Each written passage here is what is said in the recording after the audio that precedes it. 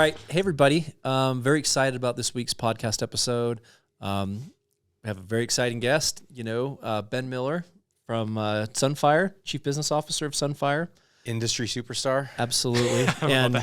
And I would say industry friend and acquaintance for a number of years now, too. So anyways. At 3 different companies, right? Yeah, I think this meeting is a testament to small world of Medicare. It's a lot of logos represented here on this table. Yeah, it is. But no, we talk about this as a recurring theme about, candidly, the industry. When you start talking about healthcare, carriers, payers, distribution, technology, everything, it's a very small circle, right? I mean, it really is. And so obviously relationships really matter. And the one that we have with you, we value and appreciate very much. So again, you're, a friend.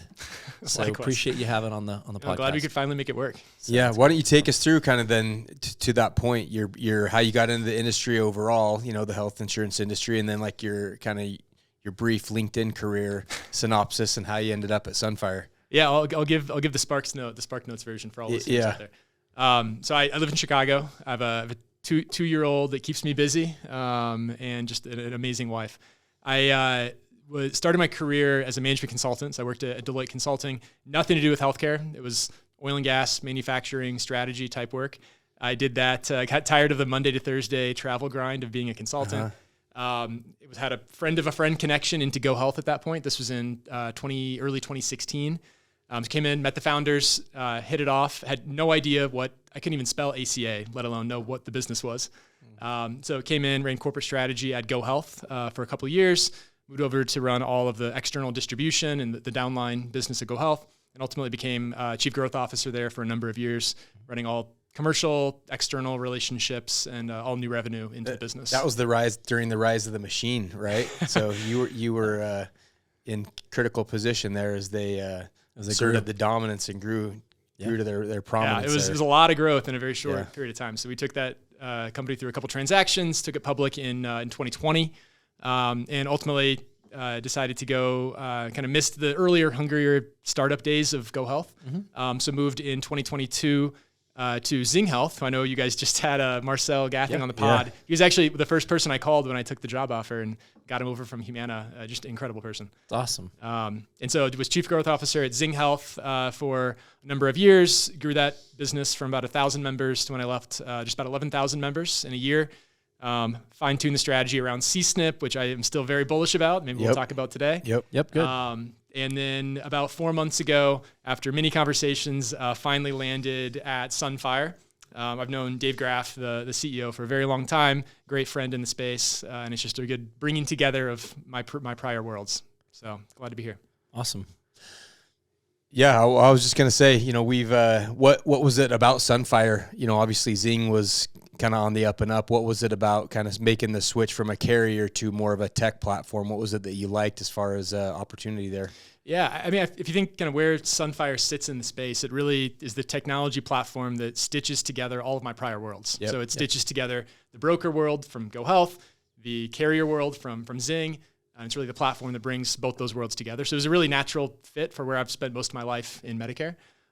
It's just incredible team, incredible place in the value chain. I think a ton of opportunities for innovation.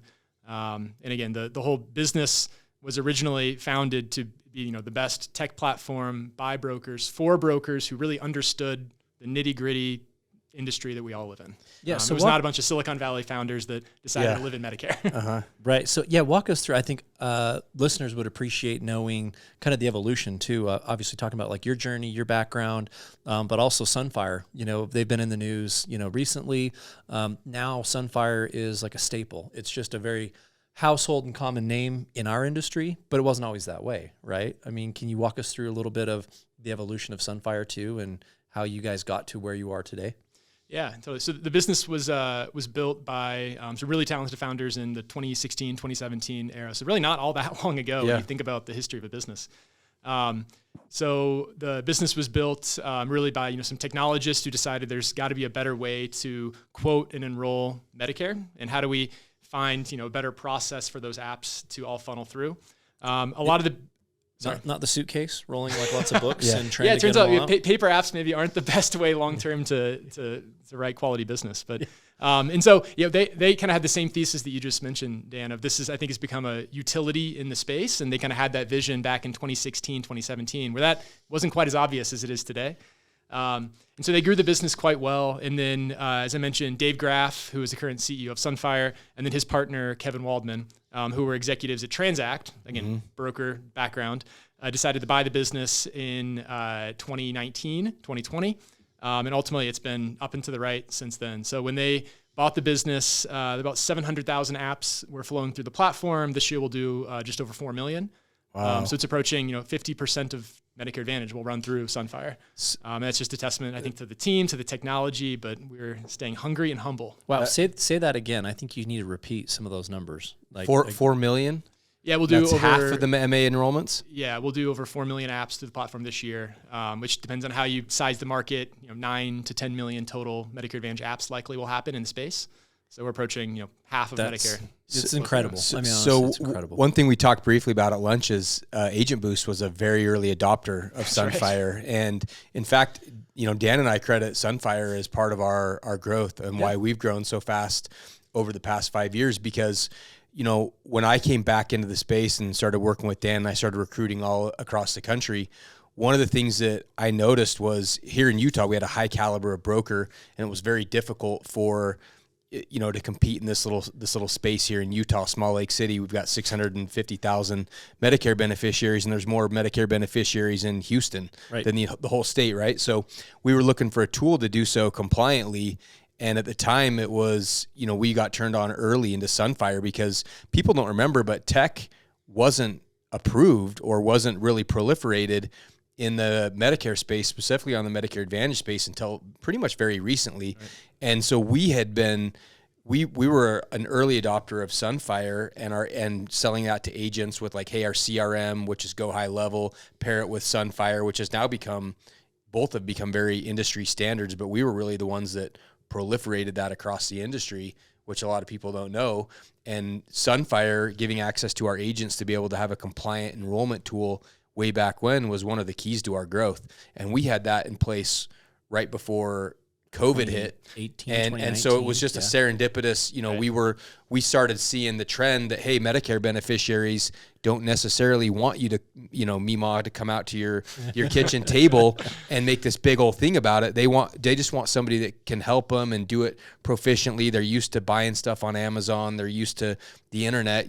Why can't we use some tools and tech? And you guys, and I remember instrumental. I remember these days too, because there's not that many brokers too that have were in the space back then that are still in the space. There's a whole agent population that never experienced the good old days of lugging around the suitcase roller and quoting all the different formularies. Pre-Sunfire. Pre-tech.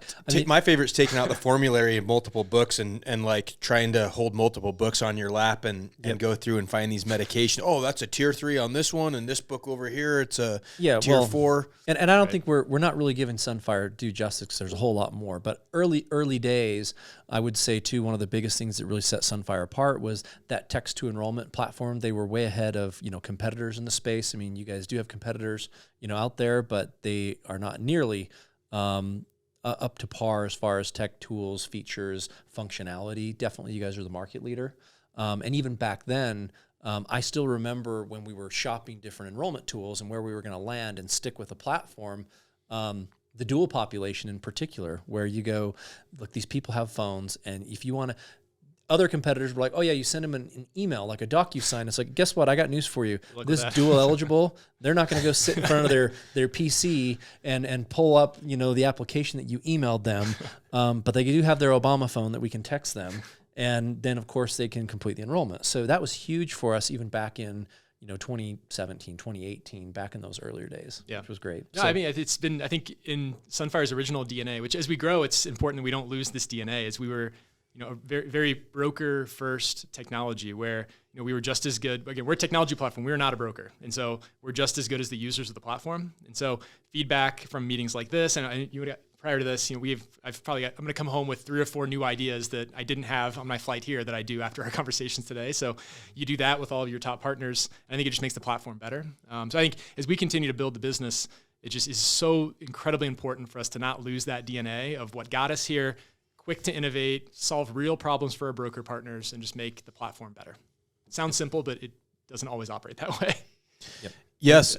So I want to, again, point out that I think that right now, market share wise, you guys have going to do over 4 million enrollments, which is monster. Again, represents 50% of all enrollments. So to kind of call the market, your partners that you work with are anything from payers, from carriers to typical FMOs to call center. So if you really think about that, some people develop their own in-house dev tools, right? And probably not going to have the features.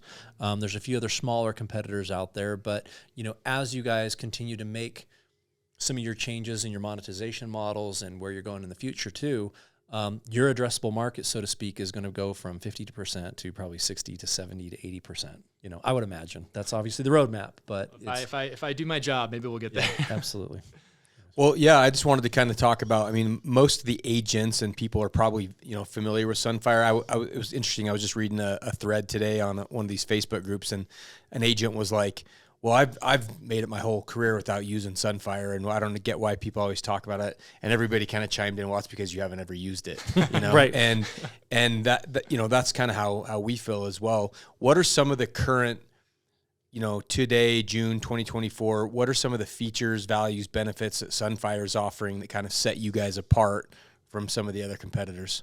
Yeah, I think there are a lot, but just got to bring you under the hood of how we think about kind of product road mapping and strategy. Essentially, we look at the entire end-to-end agent experience, everything from getting the member on the phone or to your kitchen table, all the way through multiple year renewal for that customer. And how do we think about every single point of inefficiency from an agent, either from a time standpoint or kind of an app fallout standpoint, and then try to build technology that solves for all of those pain points. That's the mantra that when Dave bought the business, Dave and Kevin in 2019, they took all of their learnings from Transact of they understood that LTV funnel better than almost anyone in the world, and they knew every single reason why an app would fall out. And how do we build technology that stops that from happening as much as possible, where technology can intervene? And then enable our broker partners to take actions on their side and work smarter, not harder, to stop that. And so that's the original kind of product roadmap, and that's honestly informing the stuff we're building right now. So you think about things that are different for Sunfire around with BEQ integration that allows an agent to understand who this member is, autofill a lot of the data, what current plan are you on, and just deliver what I think is a much more robust needs assessment that informs then a better plan selection down the road. We're doing a lot of work on the kind of plan selection needs assessment form right now. I know you guys had Marcel on the platform podcast last week. We have a lot of interesting stuff coming down the pipe around CSNP. For obvious reasons, used to be at Zing. I shared the sentiment of I think CSNP is poised to be the next DSNP. Correct. And so we want to get ahead of that technology functionality the same way we did when DSNP was growing in 2016, 17, 18. Go a little deeper on that. What can you guys do chronic-wise? You talking about like some automatic approval type stuff, or what are you looking at as far as? And I want to back it up too, just so that people who are listening who may not be as familiar with CSNPs, one of the challenges or the obstacles to the sales process is that verification, right? You have to verify that they have a chronic condition, and typically, depending on the chronic plan type, you have to file it, whether it's, heart, cardiovascular, diabetic. There's different types of chronic plans, and there needs to be a medical process where the physician is verifying those conditions, right? I was assuming people listen to the Zing podcast with Marcel. Yeah, so just so they don't know, there's that process, and sometimes it's very manual, and depending on the carrier, they don't have these built-in great processes, and so when you write it, I'm going to fail this AHIP question. I can't remember if it's 45 or 60 days to verify. It's 60. There you go. 60 days you have to verify the condition, and if not, the app drops off, right? So building in, embedding that technology, so maybe speak to that and how you're making that process easier. I think some of the initial things we're looking at are much more kind of up funnel than I think some of the verification pieces today, where I think we're solving for more of the how do I even know that this person might be eligible for CSNP? Yeah. So figuring out based on the medication panel that you entered, how do I kind of auto prompt the agent to maybe poke a little bit deeper on CSNP because you entered a likely diabetic drug, for instance. So things like that. Essentially, the parallel I would draw would be the way we instrumented the Medicaid eligibility technology for Medicaid, we want to do the same for CSNP and do so with our carrier partners. I saw your face. Yeah, I want to interject there too, because I'm sure you guys are working on this, but Medicaid eligibility has obviously been the hot topic of one of the 50 hot topics of the year with the Change Health hack. And that tool is still, it became the industry standard that everybody was using, and that tool is still not online. And just so everybody has some context, each state Medicaid has a different database, a different reporting process, a different eligibility threshold. So there's not one universal source of truth like there is on the Medicare side. So that's what makes it difficult. But what solutions does Sunfire have, or have you thought about kind of building your own Change competitor or solving that issue for the market? Because there's a huge opportunity there. Yeah, there's a huge opportunity for sure. I don't know if we'll bite off we'll become Change. It's a pretty big business to go bite off. But obviously, I think what's happened over the last 9 months is I think exposed some concentration vulnerabilities in the market of having kind of a single source for just a vital piece of information to enable a DSNP selection. So we're obviously looking at how do we get Change back online as quickly as humanly possible.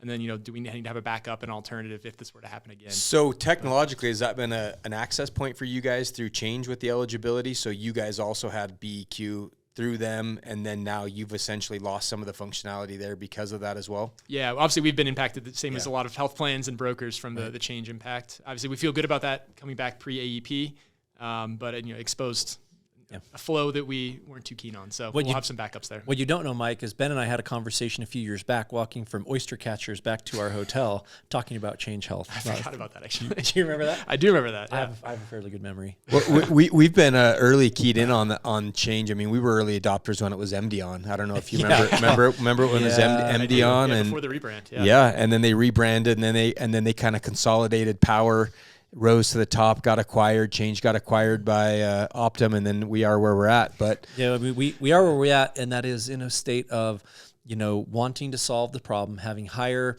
RFIs, trying to find, is this person eligible for a partial dual or a full? I don't know. I think we're gonna. What I'm saying is Sunfire has deep pockets now, so let's spend some of that money in Devon and all-in-one tool. There we go. I mean, an area we are, and I know you guys have spent a lot of time on the pod talking about final rule and just all the things that happens with this final rule, agent comp being just one of those many things.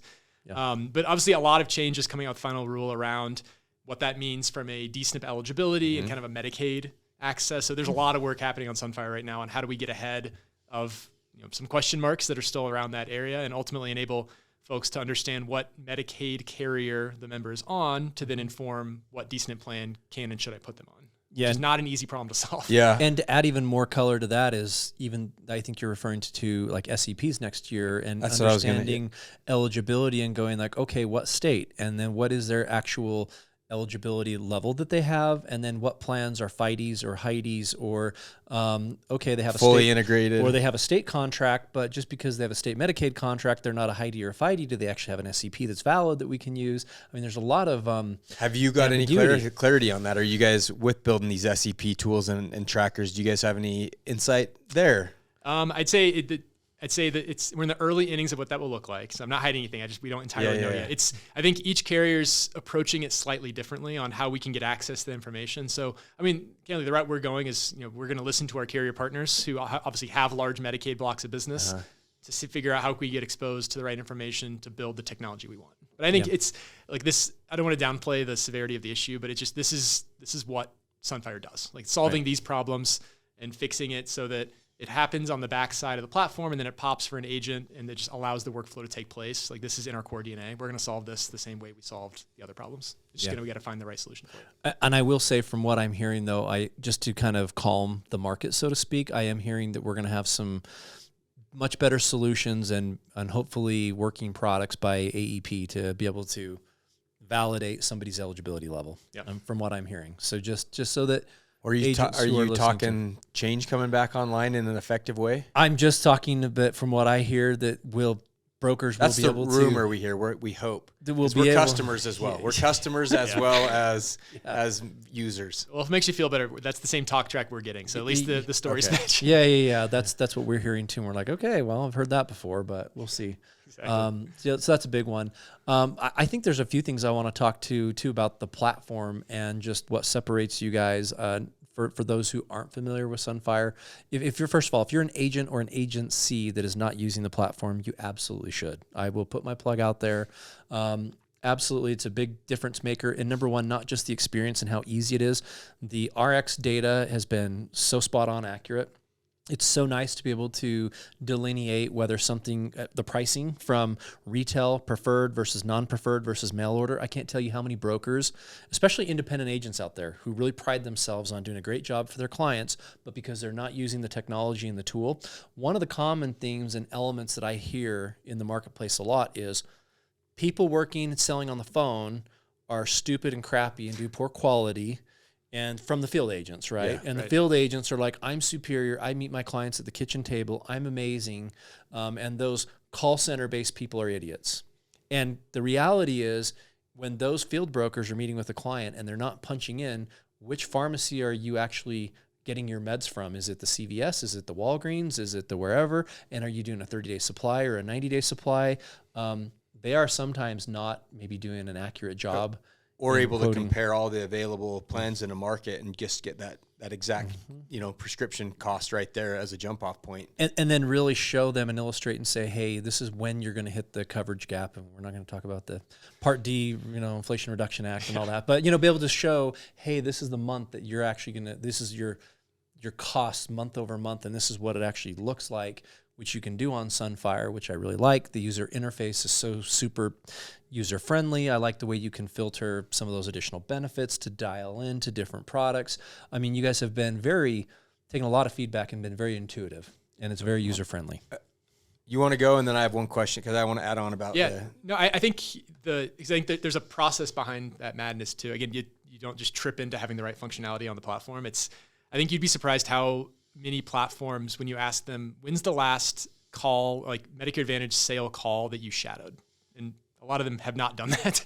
And so we have our product managers, a lot of our CMS regulators, I don't think have participated in that process. And I think it's a good habit. I mean, for anyone in the industry to do, if you're not obviously selling yourself, is to don't underestimate the value of like listening to a sales call and just you glean the process that's happening. You listen to the customer, the issues they're having. You'd be surprised how much of our product roadmap is enabled by just listening to calls as they happen and understanding where the pain points took place. Well, why did you go click on this screen versus this screen? How do we make that a single pane of glass?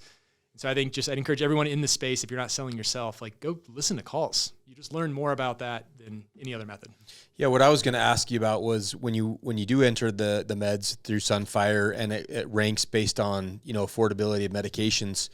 What are you guys preparing, or what are you guys anticipating as we see this capped cost next year at $2,000?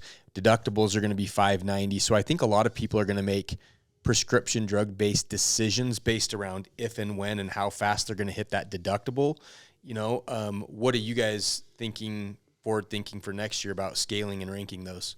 Yeah, I think so. We're completely re-engineering our entire prescription drug back-end platform and algorithm as we speak right now, because obviously with the final rule and a lot of other changes in the Part D space, the old calculation doesn't work anymore. Right. And so that entire platform is going to look a little bit different. Obviously, to an agent, they won't notice a ton of changes because it's all happening under the covers and behind the scenes. But there's a lot of work that's going into making sure that is right 100% of the time against the new rules. I think jury's out a little bit on how do those changes translate to shopping behavior. I agree with you that I think Part D and kind of the premium related drug cost pricing will become a bigger driver of shopping, or at least comparison. This AEP. We'll see if I'm right on that, but I just think people will vote with their wallets, and that's typically the way we see this happen. And so I think we're preparing for that with our broker partners, but it's a lot of re-engineering of the platform behind the scenes to make sure that the calculation is right against a textbook that changed a little bit. Yep. The other thing, do we want to talk about like the agency side of things that we have with Sunfire too? Yeah, I think we go there because that's a useful tool for us for sure. I think it is, and just so that people understand, this has been one of my big value props too. So going back to, we like the product, we like Sunfire, we like that. Ultimately, if somebody's using it properly, it's great because the consumer gets a product that is really the right fit for them, right?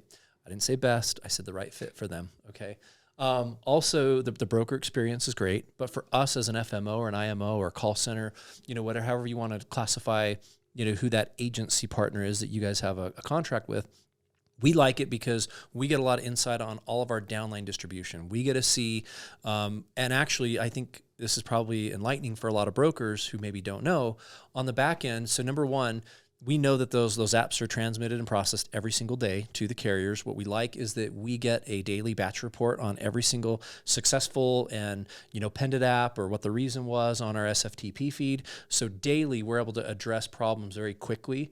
We love that because for the quality and for the carriers, when you're starting to look at things like, your accretion or your effectuation rates and looking at your rapid disenrollments and everything, huge value there. And then again, we're able to see, did the agent put in docs? For example, you're required to on some HMO plans, but on PPOs even or others, you're not. We like seeing that quality because that at least indicates that we know, without even looking at a transcription of the call, the broker had a conversation about doctors and obviously identified that this one was par in network and put it on the application. Meds, did they use the med utilization tool in there, which is really critical. We make all of our agents, go through a full needs analysis, including, prescriptions, which we get a C on all the applications. And again, we get kind of a scorecard on the quality of those enrollments. So from a broader perspective, if I look at 500 NPNs that are all selling, I go, I've got my 50 top producing, quality NPNs or agents over here. I got my people in the middle, and then I got my bottom, my problem children, so to speak, who, the score is abysmal, and they put in no docs and no meds or nothing, and also somehow have higher CTMs. And there's a strong correlation between those CTMs that are happening there. Right. So those are some very cool, I think, tools that you guys really built in and gave us a lot of value there, and a big reason as to why we love the platform. I'm a big proponent of you can't improve what you can't measure, and I think it's not only being able to measure it, but being able to measure it almost in real time. It's getting reports from carriers that are 30, 60, 90 days lagged are really tough to manage and tough to action. And so I think we've tried to instrument the platform where, depending on whatever level you are in the stack, whether you're a carrier, you're an FMO, you're an MGA, you're an individual writing agent, obviously you care about seeing different things depending on what level of that hierarchy you're in. And then we've built kind of the right, what we think, analytics platform at each of those levels to tie not just outcomes from the platform, but also insights from the platform. I think, and again, a lot of that was driven by the fact, I ran an FMO, I ran a call center, I ran a carrier. I know exactly what they're wanting to go measure. And I think one of the biggest frustrations that we would always see is you would see Agent Mike with an accretion rate of 79%, and you'd see Agent Dan with an accretion rate of 84%. And you wonder why. Like, how do I get Agent A to look more like Agent B?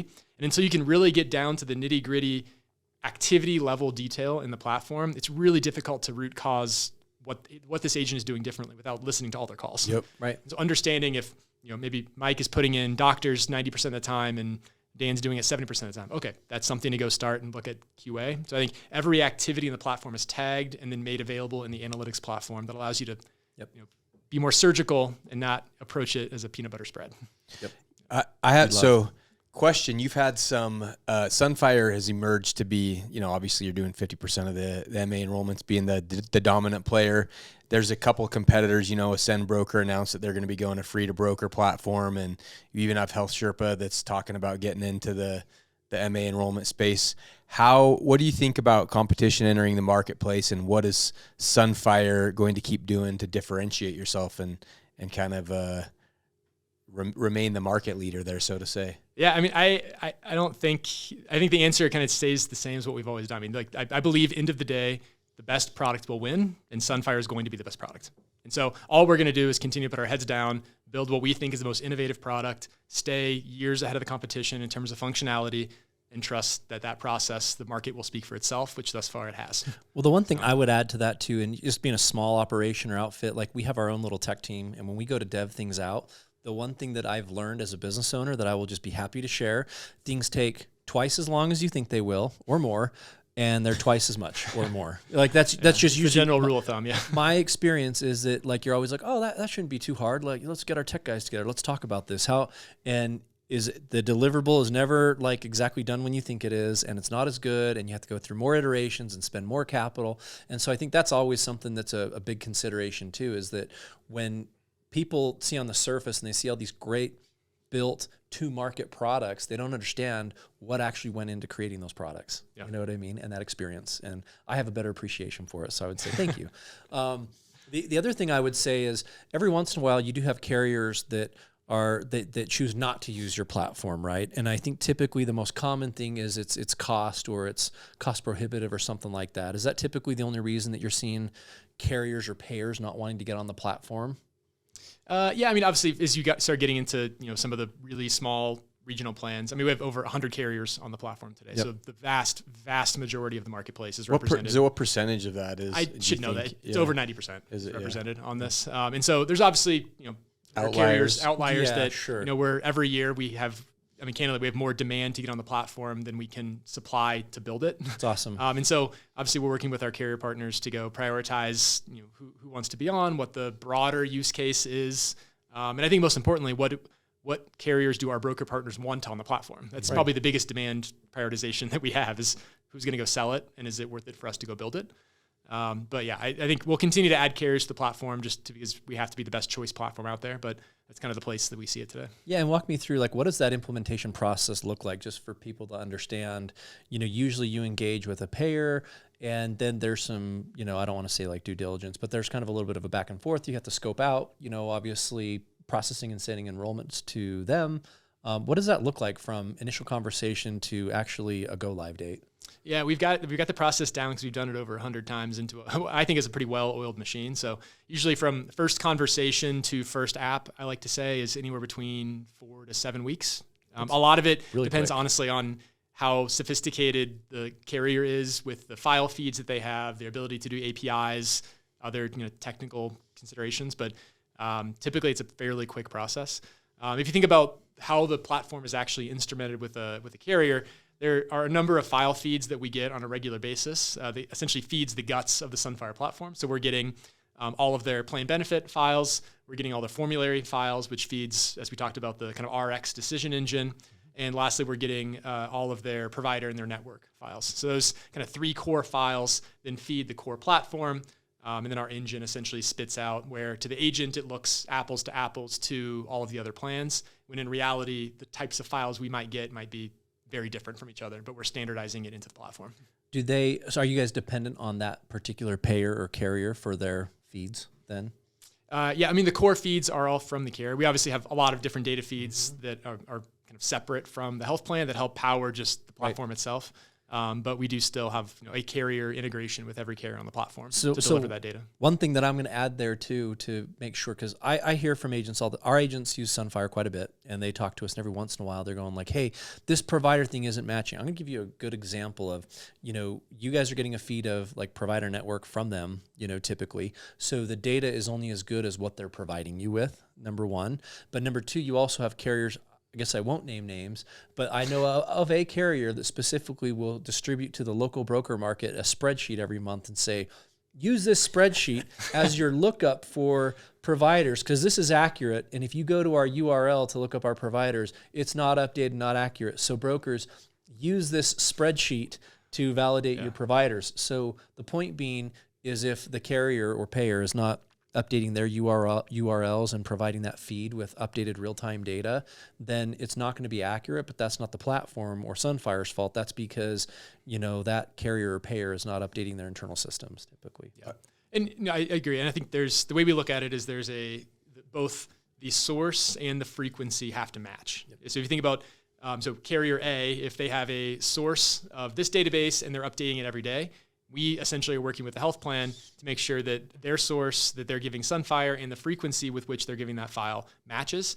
Because what you'll find is, even if the source information is identical, if they're updating their platform or their provider lookup tool online every day, and if the file feed to all of their external partners is every week, there's a mismatch there, and it's purely due to the timing aspect and the fact that providers change a lot. Yeah. And so we have a lot of work happening pre-AEP to make sure that source and frequency tie for all of our big carriers, which we're pretty far down the path on. I will say there is some expertise and some nuance to being a user of Sunfire, of knowing what we just talked about, which carriers are 100% pristine and their data feeds into Sunfire, and which ones are kind of more of a, what I tell them, trust but verify. use this as a jump off point or point of reference, but then also go look at that. And that makes sense that not all data sources are being equal. So I do think that there's still some agent user expertise that applies there, because we even have times where certain carriers may not naturally rank as high because their data feeds or their doctor networks aren't being updated, or they're not even accurate at all in there. So there's a little bit of nuance there, I think, too. Yeah. So one thing that, if we're okay to go there and pivot to maybe a little bit, is we've been talking about Sunfire, and obviously I say at its heart, it's a technology company. The tool in our space, or I would say the use case that most people are familiar with, is the enrollment capabilities, obviously, but there's a lot of other services too. One that we really started leaning into, and it's, kind of, we're going to see a lot of disruption in the space over the next 2 years, is with value-based providers, right? And you guys were very innovative as well in going out and creating value-based partnerships with, call out like the ChenMeds, the Oak Streets, the Kanos, the Centerwells, a lot of those value-based providers with your MA partners. And people aren't really very familiar with this, but there was really 2 ways in which you could monetize that, and the premise or the idea being, right, that, look, if you're a rep on the phone and you're selling a particular Medicare Advantage plan for whichever carrier, and that person doesn't have a primary care physician, or they're not married to their physician, they're open to switching, the idea is that they're going to get a better experience with the value-based provider. And so when someone's provider agnostic, the idea was, well, hey, if you don't have a preference, I can go eeny, meeny, miny, mo and send you to a doctor that might be really crappy or might be phenomenal, but you don't know. And the idea with the value-based referral, that you can at least direct them to a quality provider that scores very highly and effectively with that health plan. And so that was something we started doing. Can you talk maybe about that product, and then maybe even some other services, in the ecosystem that are maybe on the roadmap and kind of on there now? Yeah, I think just to step back from that for 1 second, just to think about as we evaluate any new program, any new functionality, any new revenue opportunity for Sunfire, two things has to be true for it to happen. One, it has to be good for the beneficiary. We turn down revenue opportunities if we don't think it's actually good for the senior. And so that has to be true every single time. And then also, how do we provide kind of new revenue driving opportunities for our broker partners who use the platform? And that kind of gets into some of the value-based care work that we've done. And so, for a lot of Sunfire users, the platform is a revenue-driving platform, not a cost center. And that's been purposeful, because we've tried to implement it where when you add the accretion gains, the kind of other revenue opportunities like you just talked about, becomes a net. We're in the black, not the red. And so I think that's been purposeful, and we'll continue to have that mindset as we go forward. I think specifically to the value-based care piece, that business has been around for a while. It's still going very well. I think ultimately where that will continue to go is against those 2 missions of good for the senior and good for the broker. I think just ultimately the most powerful asset that Sunfire and I think the broker partners is the power of engagement. I think it's often understated how powerful and valuable of an asset is we have a member or a new member or an existing member on the phone at a very engaged point in their shopping experience. And I think that goes for both new members who are enrolling in a new Medicare Advantage plan, as well as folks who perhaps responded to an ad and turns out they were already in the right plan, but they called for a reason. And so I think continuing to exploit that place in the value chain, both with our broker partners and our carrier partners, is where we're going to invest. And I think there's a lot of things I can't talk about it right now, but a lot of things that are being worked around kind of our benefit activation platform. And I think the next 2 to 4 generations of that value-based care platform that we built, all that's been in the works. I think, again, to harness the power of engagement, I believe Sunfire is an engagement platform. It's not just a sales and quoting platform. Sales and quoting happen to be one activity within a much broader engagement set that is enabled. And I think we'll continue to work with our broker partners to leverage that. We call it the magic moment of the person's on the phone or engaged in person. How do you take advantage of that, not just for potentially a new enrollment, but for other things that help the member, help the broker, and help the health plan? And our tech will enable that. Very cool. I like that magic moment. Can you expound upon some of like the ideas or theories or things that you're working on that you'll be able to do like post enrollment? We talked about a few at lunch.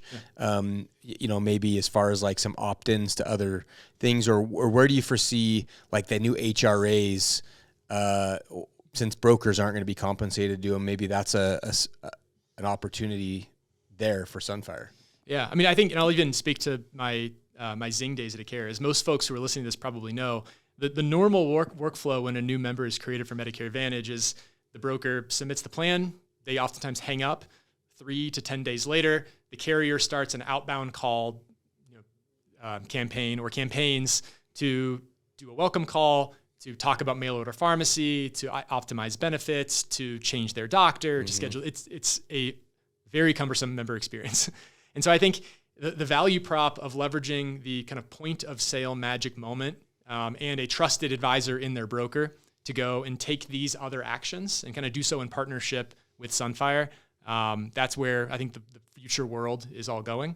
And I think for specific examples, obviously, thinking about what happens on a welcome call today. So carriers are all trying to get, texting consent. They're all trying to make sure that the first doctor appointment is scheduled. They're getting the annual wellness visit done. They're talking about mail order pharmacy options, all things that are high ROI for a carrier and ultimately have retention characteristics on the back end for the broker. Where that Venn diagram overlaps, I think, is where we're going to spend a disproportionate amount of our time building. Is to enable those interactions at point of sale. And those would be, super beneficial to the carrier, the plan sponsors as well. So are they going to be, essentially paying for those tools and utilization for the agents to use those, or are those going to be, who's going to basically foot the bill for those kind of services? Yeah, a lot of those, will be funded kind of by health plan partners. So ultimately reap the gains of getting the member into this program or to take this action. And so I think eventually what that three-way business model looks like, I'd say the ink isn't quite dry on that yet, but ultimately, those, as we think about, the post-sale experience, that really is oftentimes that real estate is owned by the carrier. And so a Humana experience is going to look much different from a WellCare experience, which looks much, much different from a Zing experience, for instance. And so how do we then work with our carrier partners and our brokers to enable those very different curated experiences and then make sure the activities are done in a way that oftentimes, the revenue can flow from the health plan, and then we work through the right business model over time that makes sense. Yeah. And the one thing that I would just add to this too, and the reason that we're having these kind of discussions and trying to bring light to Sunfire and everything else is because if you're a broker listening, or even you're a carrier and you work at a carrier, you're a decision maker, sometimes it's going, well, why are we choosing to pay for this platform or this tool? Or why am I going to use this as an enrollment tool? And it's, again, more the reasons as to if you're seeing, and hearing everything that it's solving, from the accretion to the quality to the post-enrollment, like you can't achieve and perform those services if you're writing paper apps still, or if you're using some direct enrollment tool where it's like, oh, hey, we developed our own enrollment tool, we're plugging into DRX's data feed, and we have our own little homegrown tool that we're using. You can't perform those activities and that quality when you're functioning in those models. And so I think that that's important for carriers listening to understand, and then also for those brokers. There's a reason that we're pushing so heavy and leaning into people adopting and using these tools. So one thing I would add. Yeah, I think there's a lot of importance on the customer journey too, right? Like we know how difficult it is to get a hold of consumers nowadays. You do an enrollment and then you shift it over to the carriers, and then another 800 numbers trying to get a hold of these consumers, and they may not ever answer again. So there's, as much as you can own or they've changed their number, or they're a DSNP, they're a dual, and their phone number. Correct, or get like the text every opt-in. month, Yeah, get the text opt-ins. When we were out talking with Devoted last month or early June, they'd said that was it like 92% of seniors had opted in to text, or said that they were and they'd heard from more than 50% of their beneficiaries via text that current year.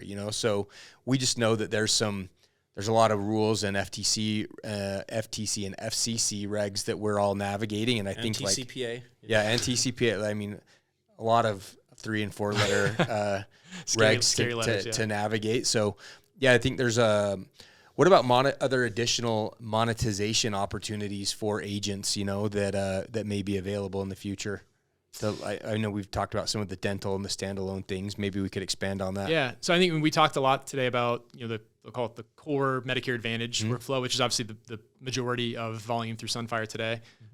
We have a lot of new products have come to market that honestly a lot of brokers don't even know are on the platform yet. Even the supplement side that we have a fully integrated Medicare supplement platform that has dozens of carriers that are quoting and link out with today 5 or 6 that are fully integrated. You never leave the platform. You just do the entire enrollment on the platform.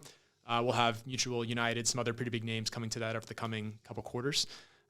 Separately from that, a pretty robust ancillary platform is being built out around your hospital indemnity type plans, standalone dental, vision, hearing.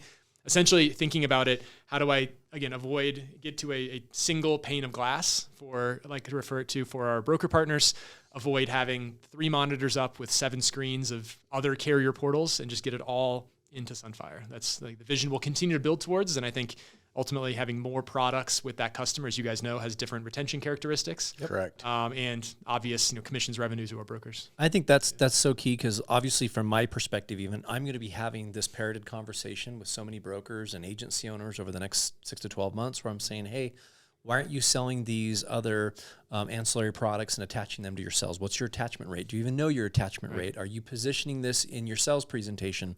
Attaching those ancillary products is going to make it to where that client becomes stickier for retention, right? If you're doing a great job.